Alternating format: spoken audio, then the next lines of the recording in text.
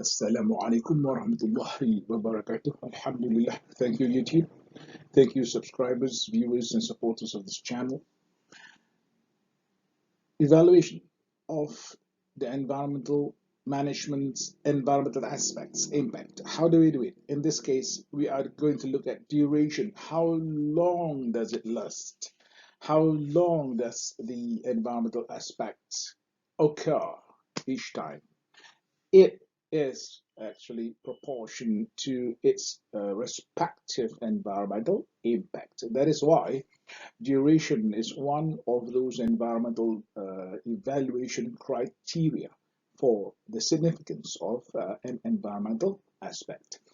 Before we go on, my fellow Muslim brothers and sisters, if you are in the mosque for the Friday prayers khutbah or attending any religious lessons, please do not watch this video, turn it off. I appreciate that, and I wish you and all of us Jannah tonight. Thank you very much. Love you for that. Now, we are going to look at, we are still, if you're new to the channel, we are in the middle of evaluating the significance of environmental aspect by virtue of its environmental impact. So this is one of the criteria, duration. Okay, and before we go on, let me show you the entire summarized chronology of the implementation of ISO 14001. Please remember, if you are about to set up environmental management system, do not forget to begin with an audit, what we call initial environmental review of all activities and all processes to identify all our environmental aspects. There you are. We need to identify environmental aspects for a very simple reason. The reason being, ISO 14001 version 2015 is about managing environmental aspects by fulfilling compliance obligations and addressing risk and opportunity. That's the definition for environmental management system by ISO 14001 Geneva GC 207.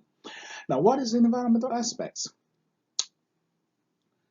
Also defined by ISO, it is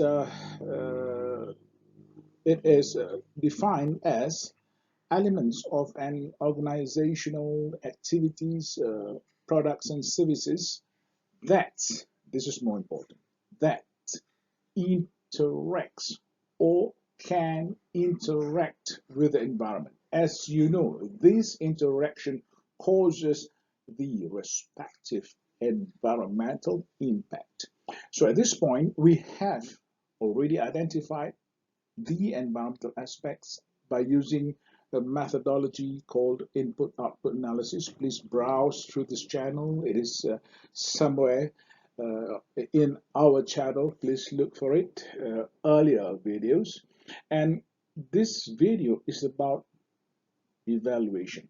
We have done a few, and this is by far, I think, for this video, it is the last criteria that we are using for the evaluation, and by virtue of which, once we have completed, we are able to get a score for our environmental aspects in and displayed in our aspects impact register. I call it dashboard.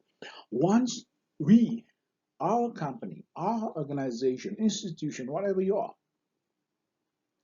have identified all these environmental aspects and evaluate and able to see which environmental aspects are most significant or most significant.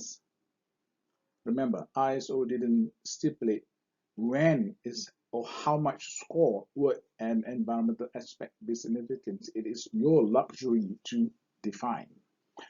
Once we know that, then our company, we know what we are dealing with as far as environmental management is concerned, as far as environmental aspects is concerned.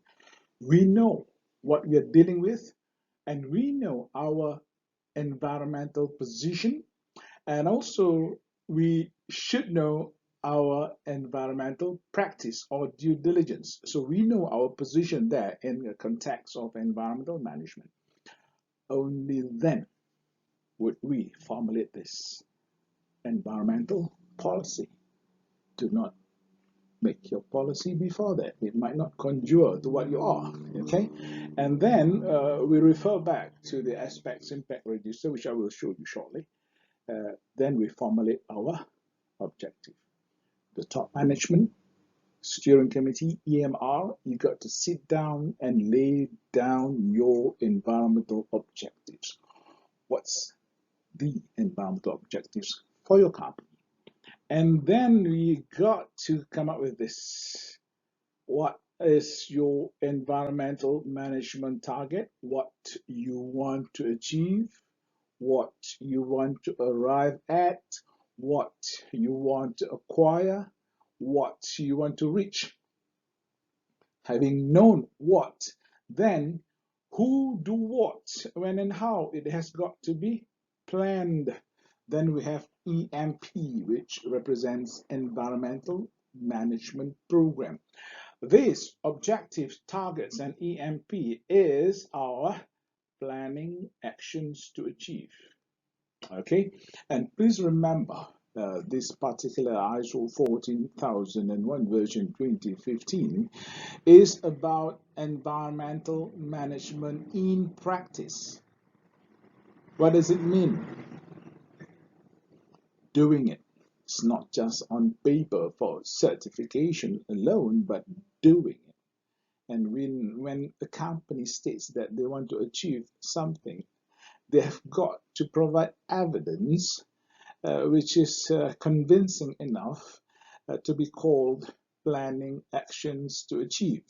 Okay, and make sure whatever target we laid out, make sure it's achievable, and we really work towards it, not just doing cleaning up or straightening things out just a few days before certification audit. All right, so it's I've come across all that. Never mind. Now let's take a look how we identify environmental aspects. This is one video that we have published before this, and this is the method that we use, which is derived from the engineering school.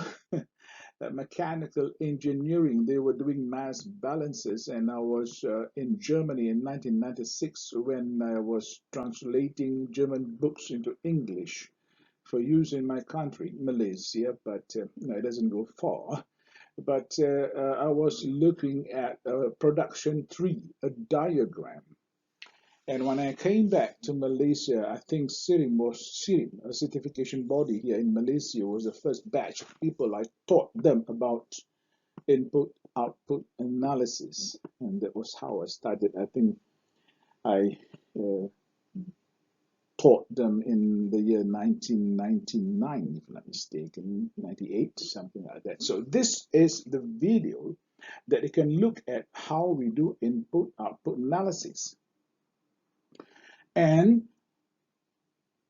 this standard also, if you look at the clause 8, when we are going to develop our operational control procedures, we must have the life cycle perspective in mind, pertaining all environmental aspects that we are managing. So if you want to know how diesel, in this case, is an environmental aspect, I have explained in the context of life cycle perspective. You can watch it in this video. ISO 14001 decoded.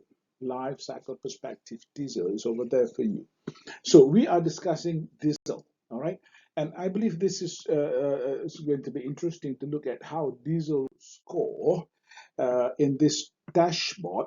So diesel is going to be under duration. That is what we are trying to identify for this particular company. And how does it work? Let us take a look. I'm sorry if it is too small, but this is how we formulate. Since 1999, the year 2000, we have developed a lot of environmental evaluation criteria using various techniques, various matrices, but oftenly I'm not satisfied because the accuracy is not there, and also it is too generic, and sometimes environmental aspects which are in reality not significant become significant after we do the evaluation, and in some instances environmental aspects which were supposed to be significant, observable, but it doesn't appear so. We give it a thought and we devise all sorts of evaluation criteria until the year 2009.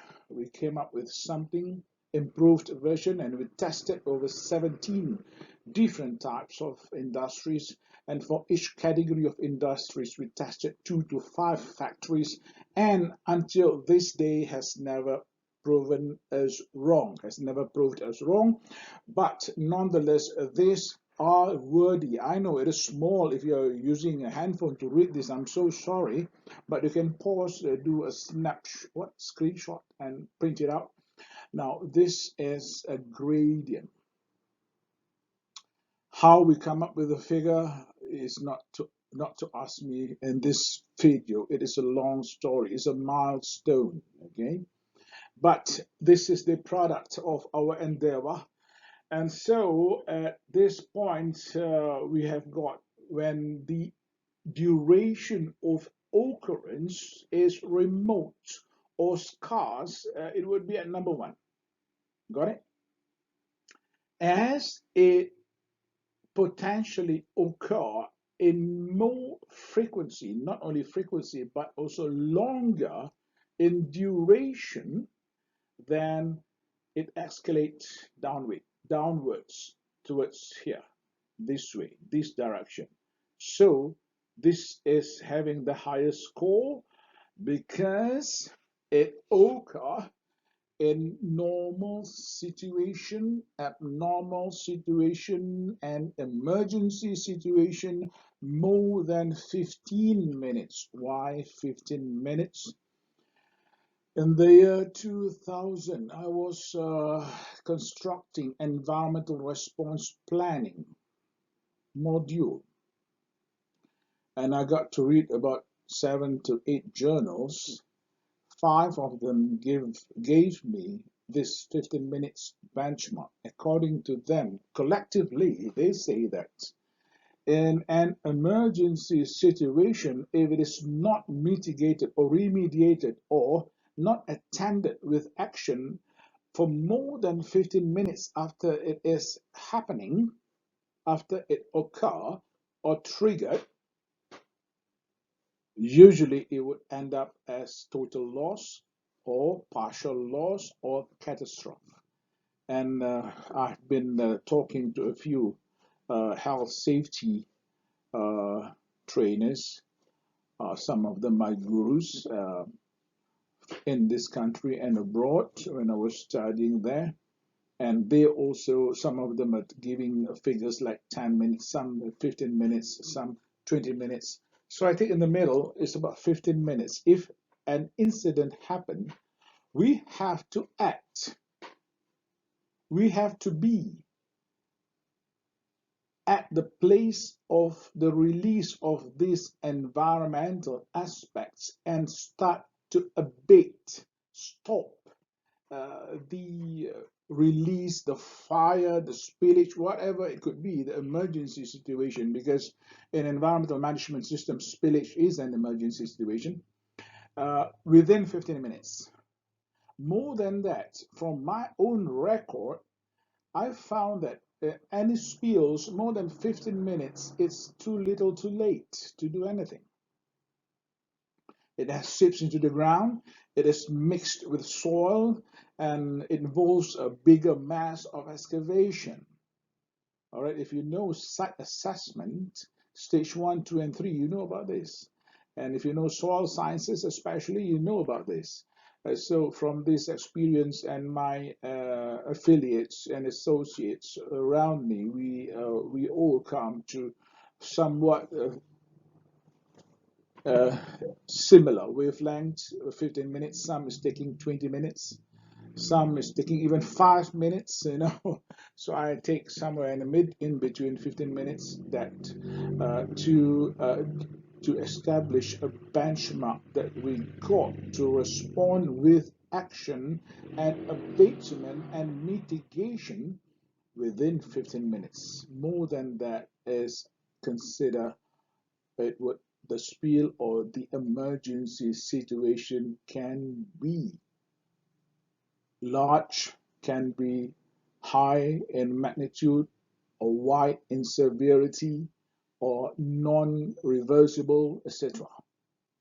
So for this particular diesel, apparently it is during the diesel transfer. All right, remember, this is about the diesel transfer. During the diesel transfer, diesel is involved in normal situation as it is transferred, and it is also involved in emergency situation whereby this diesel can be flowed out of containment. In other words, spillage.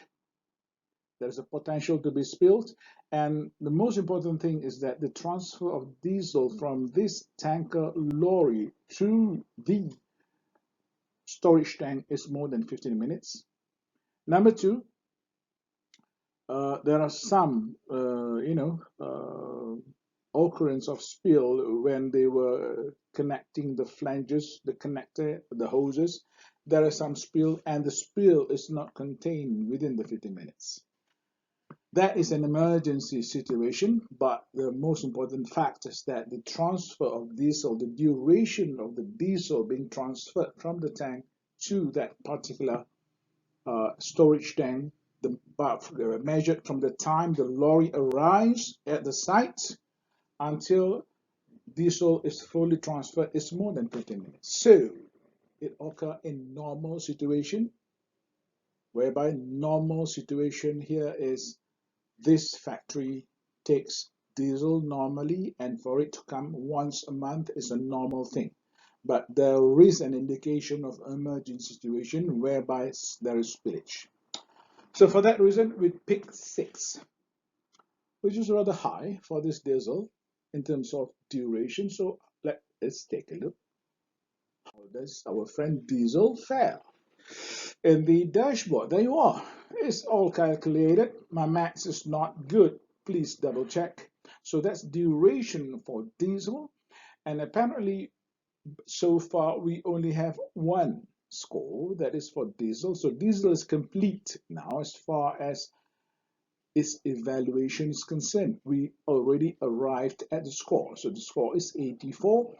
Significant or not? Not yet. We do not know. We have got to at least cover another 3, and let's take a look how the other 2, dirty spill kit over here, and also how does the smoke emission be evaluated under the scheme. All right.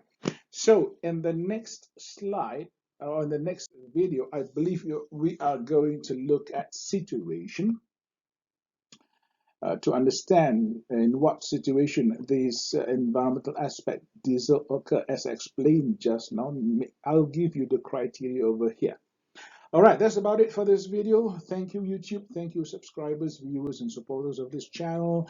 As a Malay, I wish everybody semoga dikurniakan kesenangan, keselamatan, kesejahteraan, kebahagiaan, dan kejayaan kehidupan di dunia dan di akhirat. And until we meet in the next video, I wish every one of you viewers Assalamu alaikum wa rahmatullahi wa barakatuh.